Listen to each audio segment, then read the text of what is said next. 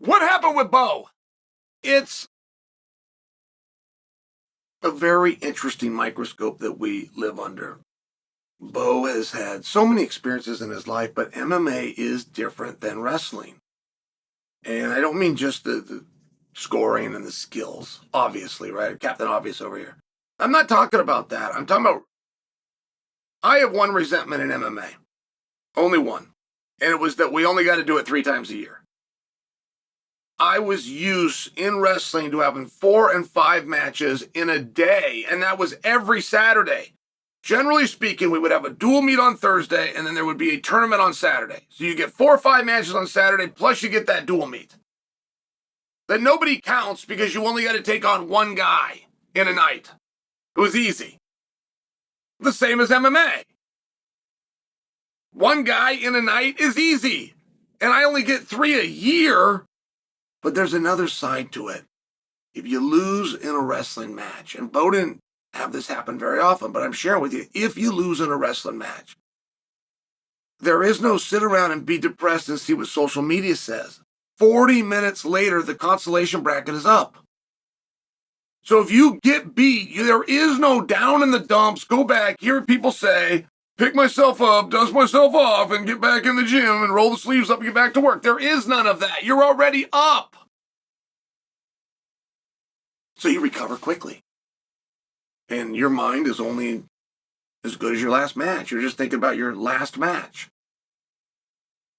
So, and even if that one doesn't go your way, well, Thursday there's a dual meet, and 2 days after that, next Saturday, there's another 4 or 5 matches in a tournament. I'm sharing with you, guys, in this case, Bo, are in very different positions where they've got to come back and they got to hear from the public, who is currently rejoicing in their defeat. And you run into a question of how you're going to deal with that.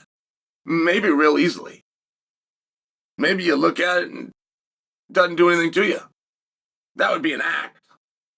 Guys that look at it and it doesn't do anything to them, that's an act. It does something to them. But it is very easy to just put that down, not see it at all. And that's likely not what happened either. So then you're left with more of your traditional, am I going to use it as a motivation or am I going to use it to drag me down? And when I do look at the fight, okay, what actually happened? What went awry?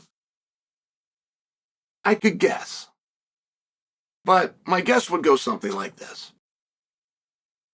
Bo Nickal, a world freestyle champion and a 3-time collegiate wrestling champion. Bo Nickal can walk into any gym, including a great gym, including a super gym like ATT, and have people think, okay, your wrestling is enough. As far as the wrestling tool we need to sharpen, you're there. Let's go look at some of the things you're not as comfortable with, and let's bring those up a little bit. And in theory, I understand it, and I see it every single day. In theory. But in practice, it's not a matter of your wrestling is solved. You've got enough. Let's bring these up. It's not. As you start bringing these up and you're not doing the wrestling, and it comes down just as fast as it goes up. And I only bring this to you. This is my guess. Because they're up against the fence. And DeRitter's doing a good job, man. He's hitting him in the head. He's hitting him in the body. He's coming back and forth. Like, DeRitter's doing a good job. He's bothering Bo. Right? He sticks him in the chest. He sticks him in the face. He's bothering. Okay, is he up, down? Where are we at here? And Bo finally even just backs away a good game. Give me a little space. Let me regroup. But I've seen Bo in that position 100 different times. Some guys were doing collar ties or Russians, or they were getting wrist control, or they were banging on his head. It wasn't a standing up posture, and they weren't punching him. But they were bothering him, and they were offering him threats. I've seen it 100 times. And you know what Bo would do? He'd go forward. He would grab them. This time, he backed away. He tried to create space. Wrestlers don't want space. Wrestlers take space away. Space is illegal in wrestling. So I just watched that position, and I thought, hey, somebody got him away from what he does.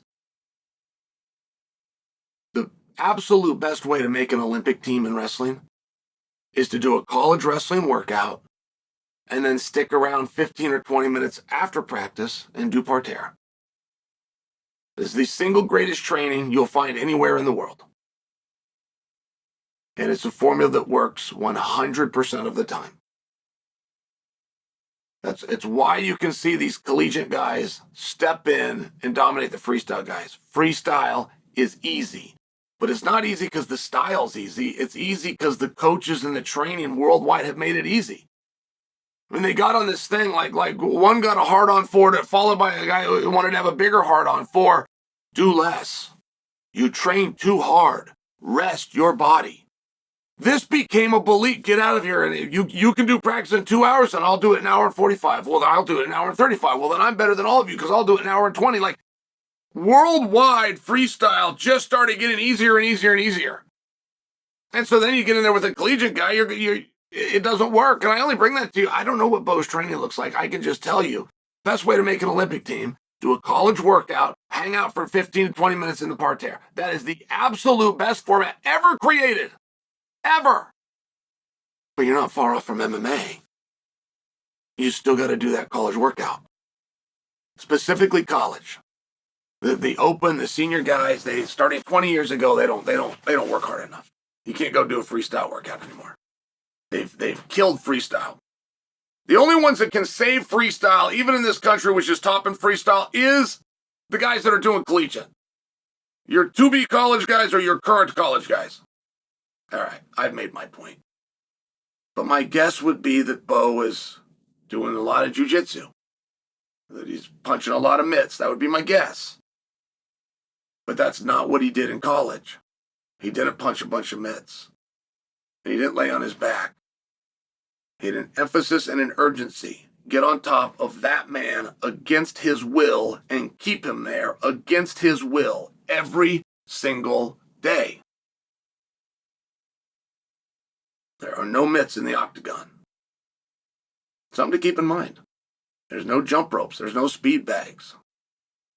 If you're doing anything in practice that is a motion or movement that does not happen in the octagon, you are wasting your time. You can do that at the beginning for a warm-up. You can do it at the end for a cool-down. It cannot be part of your workout. I haven't seen the training sessions. I'm only sharing. I have never seen Bo in competition want to create distance. I only see Bo in competition taking distance away. And when DeRenner was hitting him to the body and hit him to the head, and Bo did not go forward and clinch and start wrestling him, I just thought to myself, all right, they got to him. Somebody got to him. Said, if you want to do this, you got to have the answers. And here's the answers.